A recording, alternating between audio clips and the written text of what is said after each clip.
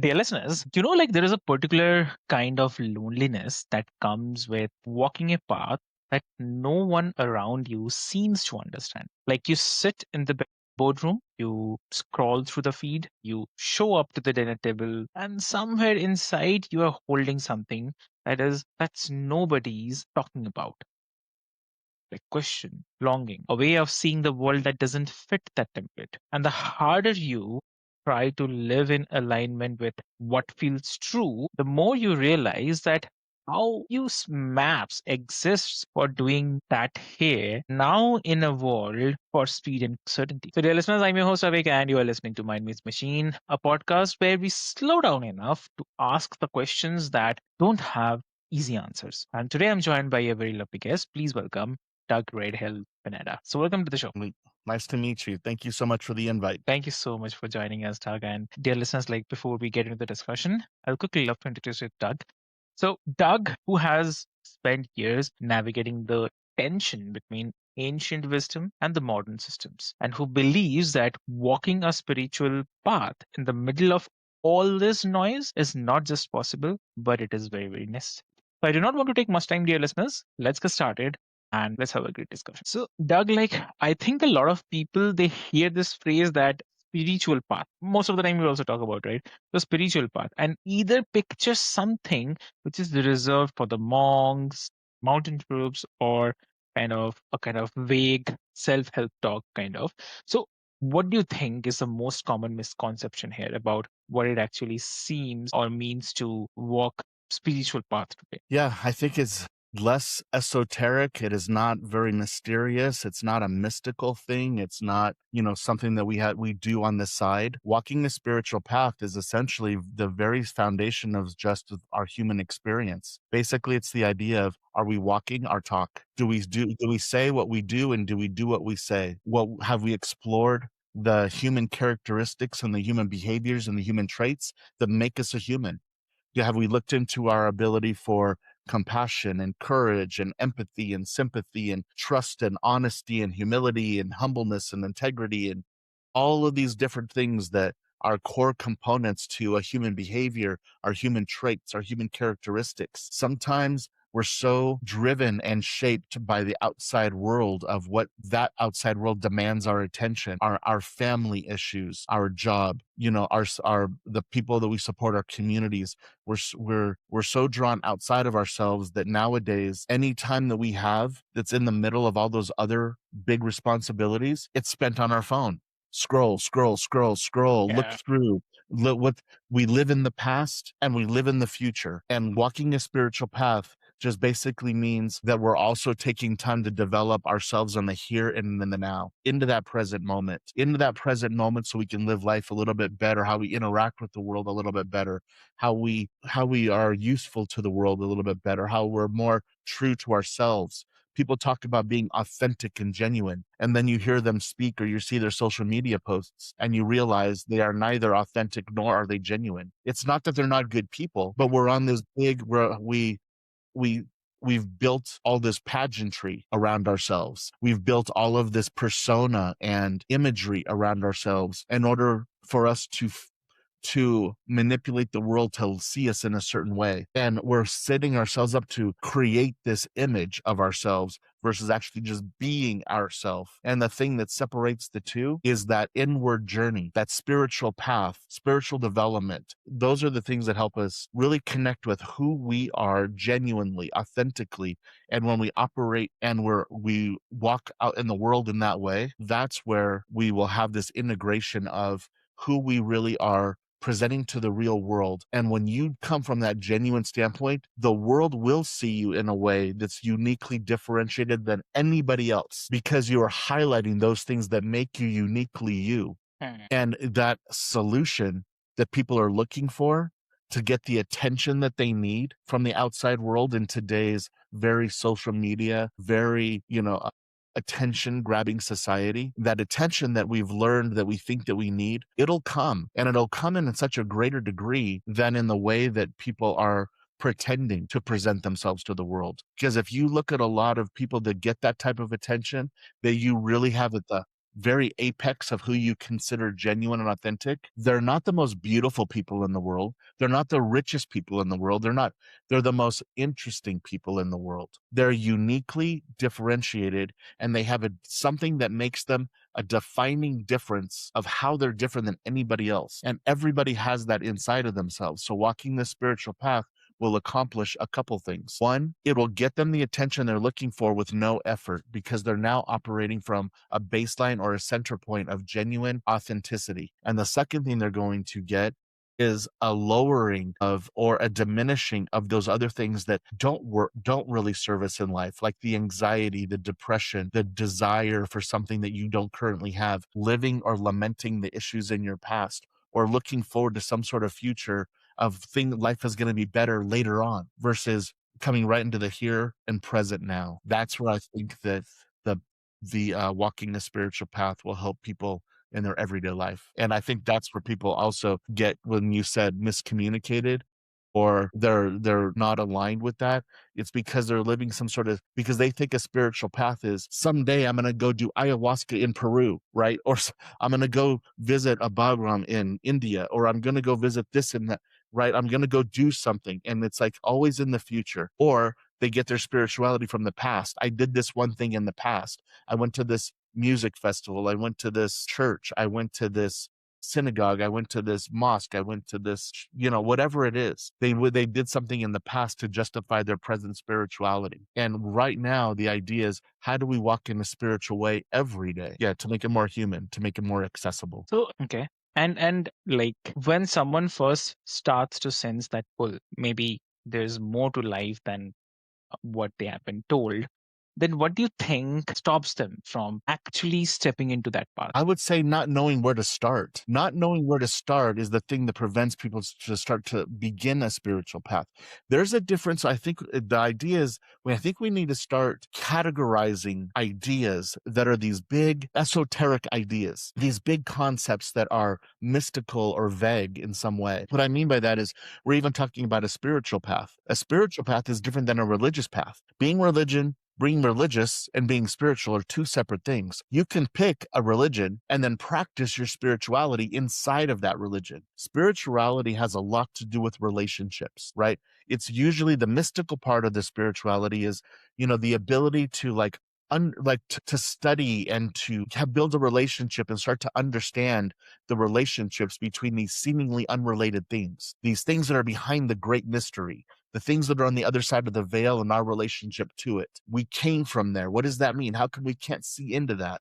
What does that mean? Right? Spiritual concepts and thinking and understandings, that's a spiritual discussion. A religious discussion is separate. A religious discussion gives us the tools and the framework and analogies and stories and metaphors and an origin story and things to belong to and to study from, and to start to have these esoteric, vague, like spiritual, mystical, not really linear ideas, to bring them into a religious, structured, systems, processes, stories, understandings to relate them to help us understand them. So religion and spirituality are two separate things. So when you ask the question, what do I think is preventing people from getting on a spiritual path? It is the confusion of, what doorway do I go through? Because there's an endless, infinite, thousands and infinite amounts of doorways to approach spirituality.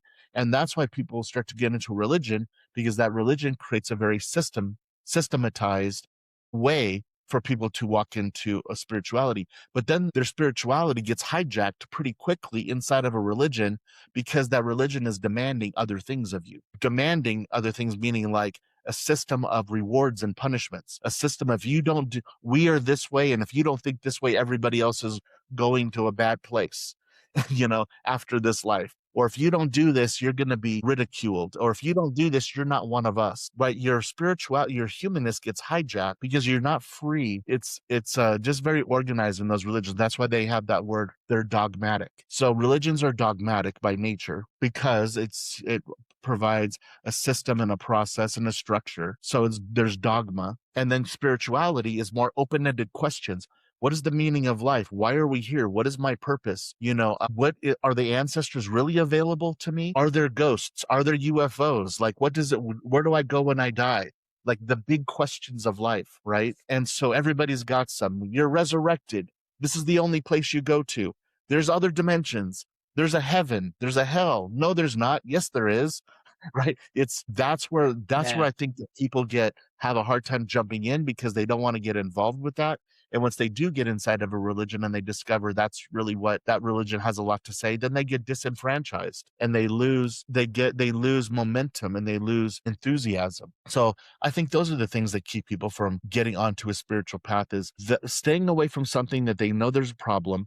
Once they get inside of it, they kind of see that like this isn't what I was hoping for. I just wanted to ask the big questions. I wanted to go right to those. I didn't want to get caught up in politics of the religion and all these other things. And then the other part is I don't know which doorway to walk through. Which one? There's so many. Where do I start? And so I think that that's where it is like, where do we start is probably the end answer that I have to that question is that's what we need to help exactly. people is where do they start to jump in? Exactly. It's really great, great. And like, like, I mean, so I just definitely want to ask you one more thing here. Is like, I mean, I think that what anyone who's just tried to live differently, they know that the hardest part is not about the beginning, but it is being with it, staying with it. The Yes. walls pull you back. Definitely, there'll be doubts, and again, the old patterns will definitely come back for sure. So, how do you sustain a spiritual practice, or maybe the way of being when Yeah. everything around you is just designed to make you forget? Well said. Exactly. Everything around us is Exactly. literally created to Yeah. manipulate our attention to make us forget ourselves so they grab our attention so they can manipulate us into whatever they want us to do. Now it sounds nefarious, but that's just the world. You are in a very big city in the world. I also live in a very big city, not as big as yours, but Denver, Colorado. I live outside of Denver, big city in the world. And when you walk down the street or you drive down the road, everything you walk into a building, everything is meant to get your attention. Go here, walk there. There's the elevator. Over here's the sign. Buy this soda, buy this food, go to this restaurant, buy this electronic device, join this social media channel. Like the billboards, the number of logos that we see on a daily basis, it's so out of our mindset. We probably see 500 logos per day. That's maybe an exaggeration, but I don't think it's very far off. We probably see hundreds of logos a day, but they're in our subconscious. They're just there in the background, but we see them. What you drink your tea from or your coffee from, or what you go to open your refrigerator to see what food there is to make dinner tonight, Yeah. to make supper tonight. You see all they are is just jars and boxes with logos on them. We drive around, we see the logos on the cars, we see the logos on everybody's shirts, we see the logos on this entire world is meant to grab our attention and manipulate it for us to do something. And so how do we stick to a practice with Mhm. all of the distraction in the world? And I think the question is you have to have somewhere, you have to have a home base. You have to have a place to come back to, a central area. So as the founder of the Church of Psychedelics, I understand that is a very big, it's almost, how crazy is it? It sounds like to the outside world for somebody to create a religion, right? So when you structure something like this, we did it on a side note. The reason we did it is natural plant medicine psychedelics are becoming legalized in the United States, specifically in the state of Colorado. I was part of a group that helped them get legalized. And that legalization has two routes. There was a licensing route through a Department of Regulatory Agency, so the government is involved in the licensing of how natural plant medicine psychedelics are becoming back Mm. they've broken themselves out of prohibition. They are now coming back into the hands of people to use. And so the government is involved in the management of that. In this same Right. piece of legislation, the second piece is that there is acknowledgement of indigenous rights and religious protections. And so we went the route of indigenous rights and religious protections, and we build out our our spiritual community under the framework in the United States of how you organize a spirituality, which is under the framework of a church by the DEA, the IRS, and all these different types of government agencies. So that's where the structure came from. Now, the audacity to build the church, right, has to come from. So thank you for that allowing me to veer off just for a moment there, because it comes right back to how do you stick the landing of on your spiritual path. And that is, I set up one common phrase. It's been said for centuries in many different ways, but the way that we say it is, we are a spiritual being having a human experience. And that's where we start from. So we have a starting point to whenever we get lost, whenever we get confused, we get manipulated away from the path. We come back to that one. We are a spiritual being having a human experience. And that starts to break the conversation into two conversations. What is my relationship to divinity? What is my relationship to the other side? What is my relationship to God, the creator, other spiritual elements of source consciousness? What is my study and thinking and understanding and learning, and what is and the relationship to who I am as a human? What is that? That is that the spiritual being side of things. Now the second part, we're a spiritual being, right? Having a human experience. Now we have, what is my human experience? How do I walk my talk? How do I say what I do and do what I say? And how do I be true to myself? How do I build an authentic, genuine core element of me and my humanness, my humanity? We talk about personal development. There's also human development. What is my human development? And we have to untangle all of those characters and traits and behaviors that just all jumbled up make us this human. And we start to break those apart, and we have individual discussions about courage and bravery and humility and honesty. And once we break these characteristics and behaviors down in categories and we go deep on each one, when they come back together, they're more solid. They're not just jumbled up and locked up and log jammed into biases and prejudices and ways of seeing, I'm different than you and you're different than me, and my religion says this and your religion says that. It brings it all together so we can break it apart, have easily understand discussions with full clarity, easy to understand where each other's coming from, because we're talking about individual pieces. Because if you want to talk integrity, let's talk integrity. If you want to talk honesty, let's talk honesty. If you want to talk humility, if you want to talk humbleness, courage, bravery, all these things, right? We have to break them apart. Let's have individual discussions versus everything is just yours, I'm locked up, you're locked up, and let's have a discussion. Yeah. Versus let's have a discussion, right? So I think that's how we go back to sticking to a spiritual practice and not getting off, is having one place to come back to. And so my discussions will always come from, we are a spiritual being having a human experience. And from there, I can answer, or talk or discuss or think about what you have to say to me through that lens. That's how I think that we start. Exactly. Lovely. So if listeners wants to connect with you, how they can? Yes. Thank you for asking, and thank you for your amazing, deep questions. They're not just shallow. I think that these type of questions are so necessary and needed for people in today, because we are in a log jam. We are jammed up with so many things. Things are stuck. It's like a piece of paper stuck inside of a printer.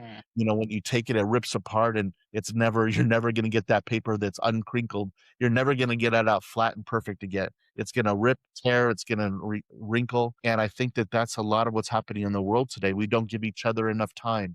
We don't give each other the respect and the honor of our humanness in order to have these type of deep questions. So thank you for asking. And again, thank you for inviting me. The best way to remain connected is through just our newsletter. Our newsletter goes out once per week, and it has the most current information of everything that we're doing, the type of discussions that you and I are having right now, the blog articles that I personally write, our videos, our teachings, classes, workshops, courses.